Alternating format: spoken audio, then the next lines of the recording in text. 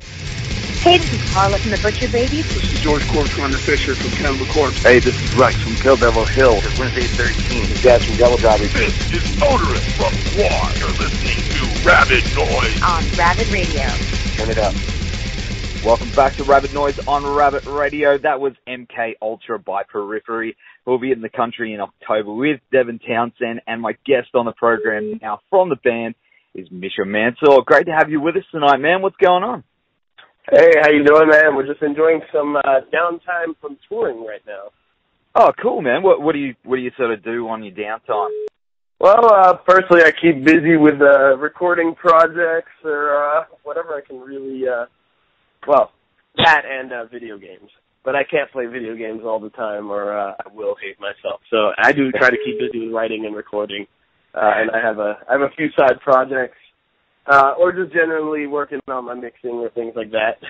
Awesome, man. That's mad. Well, I have to say that this tour really came out of nowhere and, you know, surprised a lot of people. I'm pretty sure it's like the ultimate team up. It's just phenomenal. You've toured with Devin Townsend before, so do you guys ever like jam out together, you know, backstage and stuff? You know, it's funny. Devin always has a guitar backstage. But he's got like a guitar set up and a pedal board and whatnot, and you know he'll let anyone jam on it, and oftentimes he'll be jamming on it because he's really good at just kind of making music happen, as we all know. So we'll pass it back and forth, but like as far as like a formal jam session where we're both sitting there, I don't think so. But we'll trade back and forth and you know show some stuff or. We'll show him some riffs or whatever. He plays in a weird tuning too, so it's a little bit difficult. But no, it's good times. Like he's a great guy to hang out with. That whole band is awesome to hang out with. He is. He's a really good guy, and he's always got times for his fans too. You know, he'll let people come up and just have a lash of his guitar too, which is bizarre. So I don't know many guitarists. No, it's a really chill vibe. Like honestly, that whole band and their whole crew are awesome, and we just get along. It just feels like we're a big family on tour. We had such like honestly one of the most fun times ever touring with that band. I know a lot of bands say that, but I really do mean that. So this is just going to be a straight up vacation with our buddies. It sounds like it's just going to be epic, man. Well, you guys actually just released your double album, Juggernaut, Alpha and Omega, at the start of the year, and it's, you know, personally, it's already up there with some of my favorite double albums, like, you know, The Fragile and Melancholy. Have you guys got plans to play that live? Wow, that's really nice of you to say. Oh, man, it's true. I really, really dig it, and, you know, there's not a lot of bands doing double albums these days, so it's definitely, it's something special. You know, will you guys play it live from start to finish at some point, or, you know, maybe make a movie out of the concept like The Wall? As far as making a movie, I mean, that would be awesome, but it's just so expensive, and there's no money in this industry anymore, so that's sort of a difficult thing. As far as play the album front to back, there's honestly just one very annoying sort of consideration that would need to be figured out, which is that it just so happens, like this wasn't done on purpose, but it just so happens that every consecutive song just happens to be in a different tuning or on a different guitar, so 6, 7, and 8 string guitars, and we have various tunings, to where it would be a real pain, like we'd have to have our text sort of on point, constantly switching things out, which is fine. It would just require a lot of people to come out. It would have to be a big thing. I'm personally all for it. I am unfortunately only 1/6 of the vote in the band, so all I can say is that I'm all for it. But you know, right time, right place, and if we can get our crew together, yeah, absolutely, I'd love to do that personally. That would be amazing, man. Especially like for like a DVD or Blu-ray or something release as well, because I know there's so many fans out there that just would love to see that from start to finish. You know, like The Wall. You know, that's one of my favorite shows. Yeah, I've ever I mean, been to, you know? Yeah, and it'd be a real challenge. It'd be a real challenge for us, honestly. But it's the kind of challenge that I think would be a lot of fun too. Definitely, man. Well, hopefully, you know, you guys can work it out. Maybe just have, you know, a bunch of guitars backstage and have someone run them out to you or something. But yeah, hope you figure it out. I mean, we can figure that side out. It's just a lot of moving pieces that need to move together perfectly, and it's not the kind of thing that we'd want to do and sort of half-assed. We'd really want to make sure that it was a properly done thing with great production and everything. So, I mean, I guess it's not just a matter of if so much as a matter of when, but I would love to do that. Awesome, man. Well, we're going to take a quick break and go to the track Graveless from Juggernaut Omega now, and we'll be back very soon on Rabid Noise. And we're back on Rabid Noise with Misha from Periphery. Now, I have a lot of guitarist friends down here who respect you guys as musicians, and especially you as a player as well. Who have you met over the years that has had the biggest impact on you personally as a player? Oh, man. There's a lot of people.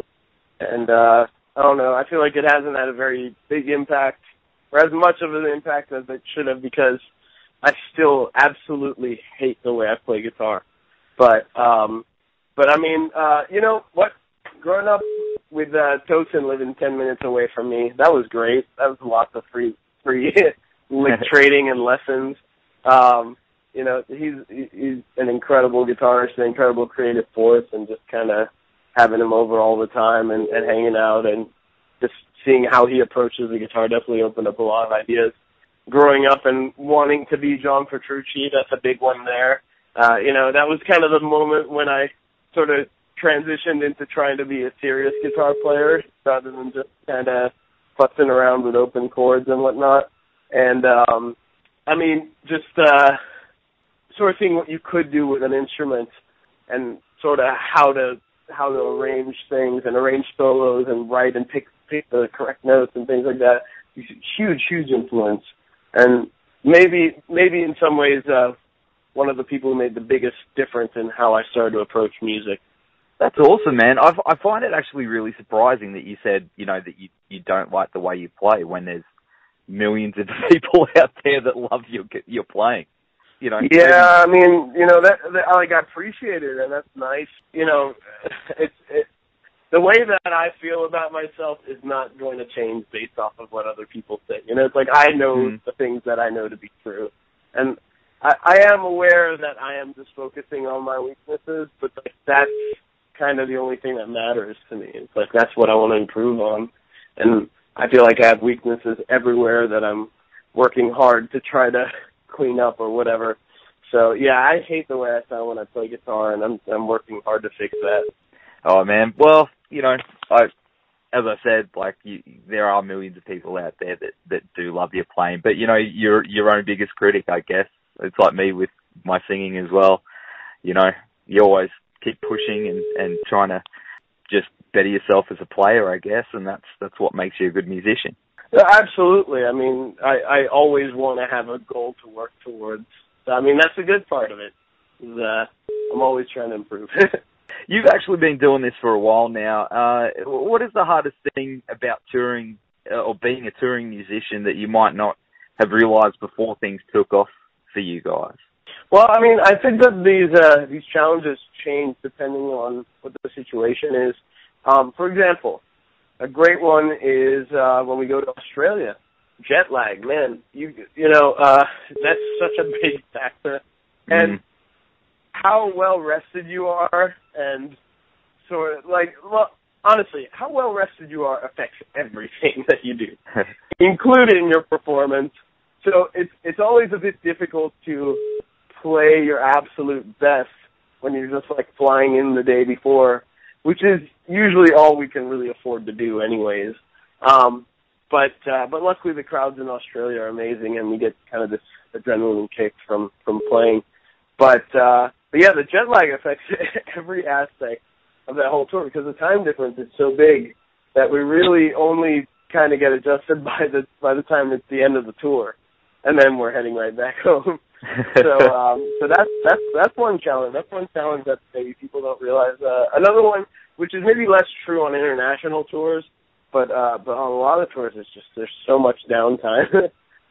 You know, it's like they say, like you know, the 23 hours are all leading up to that 1 hour where you get to play, and that's so true. It's like you have 23 hours to figure out what to do with, and some of that's sleeping, and some of it's not. So you got to find ways to kill time or be productive in that time, and that's definitely a challenge sometimes. do you do to keep yourself sane, on that downtime? Like, you said you play video games and stuff like that, and you're probably on planes all the time. So, do you read, or you've got like a little DS or something that keeps you busy? One thing that I've been doing a lot of lately, other than playing video games, is practicing my mixing. I love writing, but it's difficult sometimes to do that because you kind of need an area. But for mixing, I could just kind of grab my headphones and do it just about anywhere. So I just like to practice that. That's sort of a fun thing that you can work on forever. You'll never quite be there, and it's a great way to kill time. Absolutely fantastic. Where the hours just fly by. So that's one thing that I've been doing lately. Oh, that's awesome, man. Well, while you guys are down here, do you think you'll have time to do maybe meet and greet with the fans, or maybe some clinics or something like that? No, unfortunately, I think this is a pretty quick run, and the meet and greets are usually reserved for the headlining band, just so that it's not too crazy. So I don't think that we'll be able to do a meet and greet, which is unfortunate because we actually really enjoy doing those. But maybe next time when we do a headliner, or not maybe, next time when we do a headliner, we will definitely do that. That'd be awesome, man, because as I said before, I got heaps of guitarist mates that would, love to shake your hand and pick your brain about playing a little bit. We actually have a great time doing it. I know you're supposed to say that, but it's actually a lot of fun. And it also gives us something to do to kind of kill some time in the day. But, it's nice to get to know our fans, and we've actually learned a lot from kind of getting a sense of who they are and what they do. It's been a really cool experience for us, actually. That's awesome, man. Well, yeah, hopefully next time, dude, we'll get to catch up with you. Well, have you guys got plans for a next release? I know it's still early days. You've only just released a few months ago, but have you got something else on the horizon? As much as we want to write and release stuff constantly, I think we need to let this one breathe a little bit before we start worrying about it, or worrying about the next one. And truthfully, we write in such a reactive way that we're kind of going to figure out what our next release is going to be once it's actually time to start getting work on it. We always write, and we always have material we're working on, and that's just the way that we function. But when it comes time to actually putting something together, that's when we'll look at all the demos we have and see what's working, what's not, what's resonating with the band, and what's inspiring everyone to actually turn these small ideas into songs. And I have literally no idea what that's going to be or what our mood or vibe is going to be then. So I can't even predict when this is going to be or what it will sound like, unfortunately. Well, man, we can't wait to hear what you guys come up with next, especially after, such an epic double album. I think, people are still spinning it, which is a good sign, man. And can't wait to hear some of those tracks. It's a long one. It's a very long one. We want people to sit with it because there's a lot to it. And we worked very hard to make sure that there would be a lot to it. I could probably safely say that our next album will not be a double concept. I think we got that out of our system for a few releases. Maybe we'll go for something shorter and faster. Who knows? Not a triple album. Right. No. Awesome, man. Well, we're going to go to the classic Periphery track, Icarus Lives now. Thanks for hanging with us tonight, man. And we'll see you in Brisbane on Thursday, the 22nd of October at Max Watts. Thanks again, brother. And we'll see you on the road. See you there. Thank you so much for the interview.